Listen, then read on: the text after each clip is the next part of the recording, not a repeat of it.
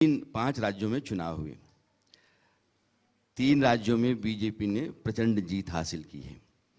एक नैरेटिव है मोदी की गारंटी, और प्रधानमंत्री भी कहते हैं कि मोदी की गारंटी का मतलब गारंटी के पूरा होने की गारंटी। इन 3 राज्यों में आप भी अपने आप को आजमाएं। 2024 के लिहाज से इन नतीजों को आप कैसे देखते हैं अपने लिए?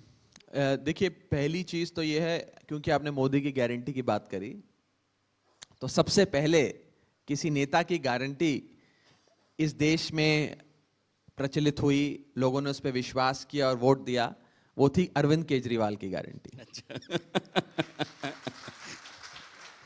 वो कैंपेन और वो वादे आम आदमी पार्टी ने शुरू करे। इसीलिए हम कहते हैं कि हम राजनीति करने नहीं, राजनीति बदलने आए हैं। जो राह हमने दिखाई उस राह पे अब सब आ गए। अंग्रेजी में एक कहावत है, flattery imitation is the best form of flattery.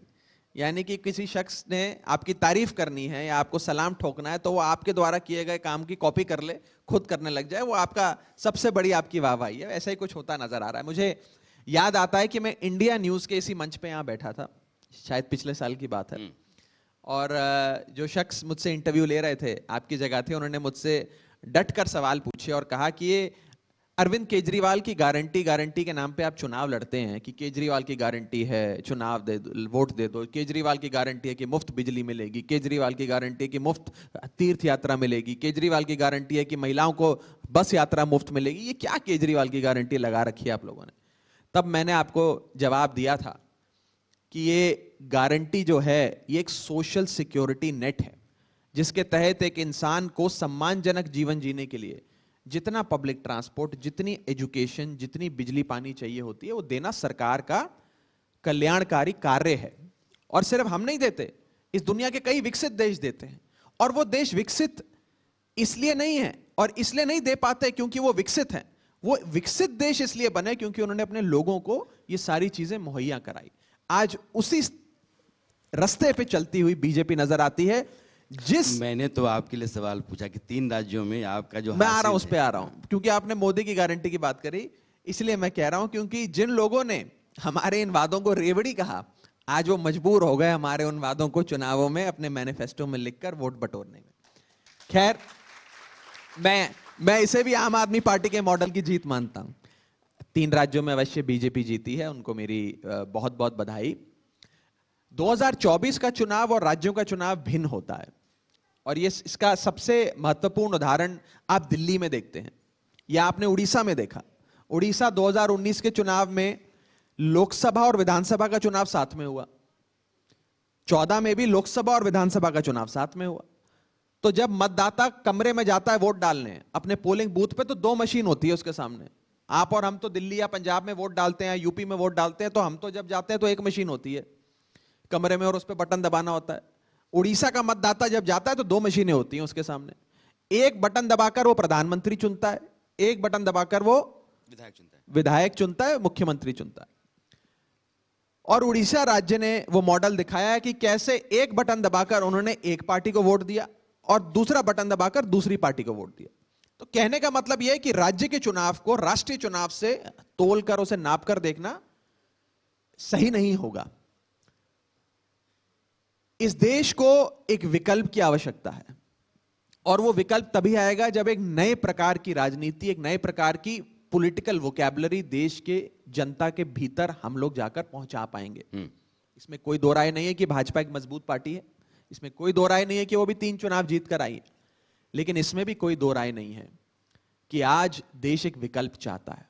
अगर आप वोट परसेंटेज देखें, अगर एक राज्य में भाजपा को 40% वोट पड़ा, शायद मध्य प्रदेश या कहीं पे 40% वोट पड़ा, तो 60% वोट भाजपा के विरुद्ध पड़ा। अगर राजस्थान में भाजपा को 41% वोट मिला, तो उससे कहीं ज्यादा वोट भाजपा के विरुद्ध पड़ा। तो सारा जो ऑपोजिशन का वोट है उसे बटोर के एक विकल्प देने का एक प्रयास हमारा एक गठबंधन, इंडिया गठबंधन कर रहा है। आप सही जगह पर आ गए हैं। ये जो विपक्ष का वोट है वो एक मुश्त किया जाए, एकजुट किया जाए, इसके लिए आपकी पार्टी और बाकी कई दलों ने मिलकर के एक गठबंधन बनाया, INDIA, ये इंडिया कहते हैं उसको। उसमें आज अभी आप हैं या नहीं हैं? बिल्कुल है। ऐसा क्यों लगता है आपको कि हम नहीं है? नहीं, इसलिए कि लगता ही नहीं कि है भी कि नहीं है, तो समझ नहीं आता है। तो अगर आप हैं तो दिल्ली में, पंजाब में सीटों का बंटवारा कांग्रेस के साथ करेंगे? देखिए, सीटों के बंटवारे की चर्चा किसी एक सार्वजनिक मीडिया कार्यक्रम में तो नहीं होगी। ये तो नहीं, मंशा बताइए ना। मैं मंशा बता देता हूं, मंशा पे आ जाता हूं। मंशा ये है कि व्यक्तिगत महत्वाकांक्षाएं और राजनीतिक मतभेद भुलाकर एक ऐसा विकल्प देश की जनता के सामने रखा जाए जिस पे जनता को विश्वास हो कि अगर ये लोग आएंगे तो हमारा भारत देश बेहतर बनेगा, देश से महंगाई जाएगी, लोगों को नौकरियां मिलेंगी, लोगों की जेब में कुछ आमदनी आएगी, इंफ्रास्ट्रक्चर डेवलपमेंट होगा, स्कूल अस्पताल बढ़िया होंगे, इलाज मुफ्त होगा। लोगों को इन चीजों से ज्यादा ताल्लुक रखते हैं लोग। तो प्रयास यह है कि व्यक्तिगत मतभेद और मनभेद भुलाकर और महत्वाकांक्षाओं को भुलाकर साथ आया जाए। इसी मंशा के तहत हम लोग साथ मिलकर काम कर रहे हैं। आप कह सकते हैं कि इंडिया गठबंधन का काम थोड़ा धीमा हो गया क्योंकि राज्य के चुनाव आ गए। भाजपा के गठबंधन का, एनडीए गठबंधन का भी काम थोड़ा धीमा हो गया क्योंकि राज्य के चुनाव आ गए। अब राज्य के चुनाव समाप्त हो गए, लोकसभा चुनाव आने जा रहे हैं, तो इसी महीने आप इंडिया गठबंधन की एक बैठक देखेंगे। उससे कई महत्वपूर्ण फैसले आएंगे और एकजुट होकर हम फिर प्रयास करेंगे कि मजबूती से भाजपा का मुकाबला किया जाए और एक वैकल्पिक राजनीति के तहत, एक नए पॉलिटिकल वोकैबुलरी के तहत एक विकल्प देश के लोगों को दिया जाए। राघव, हिंदुस्तान के लोग देखते हैं कि चीज़ें कैसे आगे बढ़ रही हैं।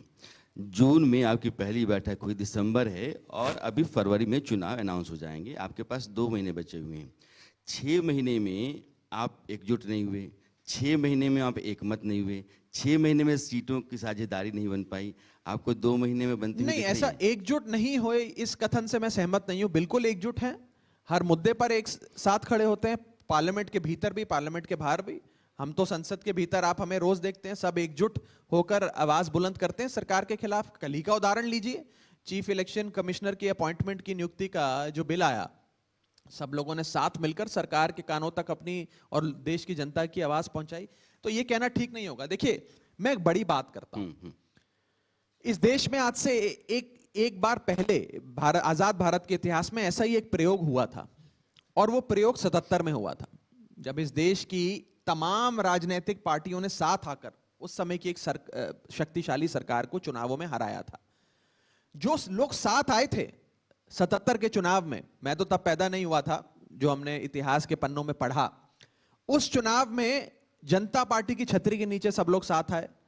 उसमें वामपंथी भी थे, जनसंघी भी थे, सोशलिस्ट भी थे, कम्युनिस्ट भी थे, और इस देश की 100 करोड़ आबादी उसमें समा गई थी। आज ऐसा ही कुछ होता हुआ नजर आता है कि आज तमाम राजनीतिक दल एकजुट होते हैं। वो उसमें राष्ट्रीय पार्टियां भी हैं, उसमें राज्य स्तर की पार्टियां भी हैं, और उस 135 करोड़ की आबादी वाले देश में उन सारी पॉलिटिकल पार्टी के आने से एक बड़ी बेहतरीन छतरी बनती है। उस छतरी के नीचे पूरा देश समा जाता है। और ये मेरा मानना है कि जैसा कुछ 77 में हुआ था 77 के इलेक्शन में, वैसा ही कुछ इस चुनाव में हो सकता है, बशर्ते हम एक स्ट्रैटेजिक तरीके से एक मॉडल के तहत और 1 वर्सेस 1 की नीति के तहत चुनाव लड़ें। यानी कि एक भाजपा के या एनडीए के प्रत्याशी के सामने इंडिया गठबंधन का एक प्रत्याशी। जब सीधे सीधे 2-2 हाथ होगा, तब देख लीजिएगा कौन जीतेगा कौन हारेगा।